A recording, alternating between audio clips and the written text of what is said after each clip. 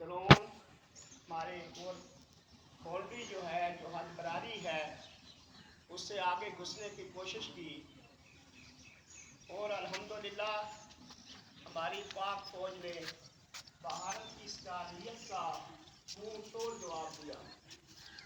और ये जो 2 दिन आपको चलते ही छुट्टी होती रही है, ये मुल्की हालात के पेश नज़र आपके तहफ़्फ़ुज़ के लिए, आपके मुल्क की हिफाजत के लिए होती रही है।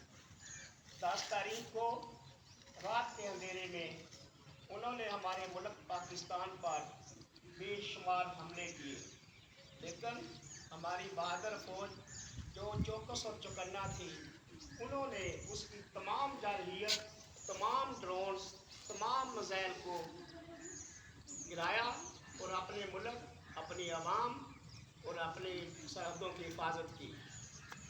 इससे आगे जब 10 तारीख को सुबह की नमाज के फ़ौरन बाद पाकिस्तान आर्मी ने हिंदुस्तान पर भरपूर हमला किया और उसके मुल्क के अंदर जाकर उसके तकरीबन 26-27 एयरपोर्ट जो जंगी थे उनको तबाह बर्बाद किया और गन गरज के साथ हमारे बहादुर जंगी जहाज़ों के पायलट जो थे तकरीबन 4 घंटे इंडिया की मुल्क के बिल्कुल वस्त में जाकर घूमते रहे और उनके पूरे सिस्टम को उन्होंने जाम कर दिया।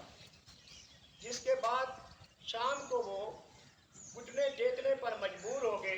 उन्होंने तमाम बैरूनी ताकतों से अपील की कि खुदारा इस जंग को बंद करवाया जाए, क्योंकि अब उन्हें अपनी शिकस्त वाज़ेह और साफ नज़र आ रही थी। पाकिस्तान आर्मी, पाकिस्तान अवाम और पाकिस्तानी हुकूमत ने हर महाज पर डट कर मुकाबला किया। उन्होंने बताया कि हम कमज़ोर नहीं हैं, हम बुज़दिल नहीं हैं। हमने जो 2-3 दिन आपको टाइम दिया था, आपने उसका हमारा नाजायज़ फ़ायदा उठाया। हम दुनिया को ये बताना चाहते थे कि हम दहशतगर्द नहीं हैं, हम जारहियत नहीं करते, हम अपनी सरहदों की हिफाजत करते हैं। अगर बिलफर्ज कभी भी किसी भी मुल्क ने हम पर हमला करने की कोशिश की या मैली आंख से देखा तो हम उसका भरपूर जवाब देंगे। और अल्हम्दुलिल्लाह जिसके नतीजे में हमें फतह हुई, पाकिस्तान ये जंग जीत गया और पूरी दुनिया के ममालिक बिलखसूस अक़वाम मुत्तहिदा, सलामती कौंसल और अमेरिका के सदर ट्रंप ने उसमें वाज़ेह किरदार अदा किया और सीज़ फायर तक बात पहुँच गई। और इसके बाद अल्हम्दुलिल्लाह आज हम पुरसुकून तौर पर पाकिस्तान के तमाम अदारे, पाकिस्तान की तमाम सरहदें, पाकिस्तान की सारी अवाम, बिलखसूस आप और मैं और हम महफूज हैं। बेटा, मैं आपसे ये लेसन देना चाहता हूँ, ज़िंदगी में आपने भी बड़े होना है। अल्लाह आपको सलामत रखे।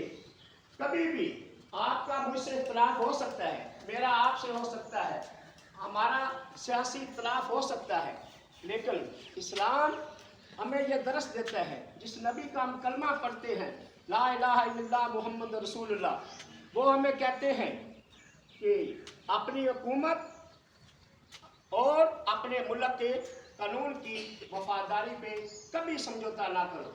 जान जाती है चली जाए, आपका मुझसे, मेरा आपसे, या सर वफार से, नईम से, शाह सहद से हमारे इख्तलाफात हो सकते हैं, लेकिन मुल्क की सालमियत और अपनी फ़ौज के ख़िलाफ़ कभी भी, हाँ कुछ भी हो, हालात अच्छे हों या बुरे हों, अपने मुल्क के ख़िलाफ़ और अपनी आर्मी के ख़िलाफ़ कभी भी ज़िंदगी में आवाज़ें बुलंद नहीं करनी। हमेशा अपने मुल्क, अपनी फ़ौज और अपनी सरहदों की हिफाजत के लिए अपने आप को अगर कुर्बान तक भी करना पड़े तो अपने आप को हाज़िर देना है।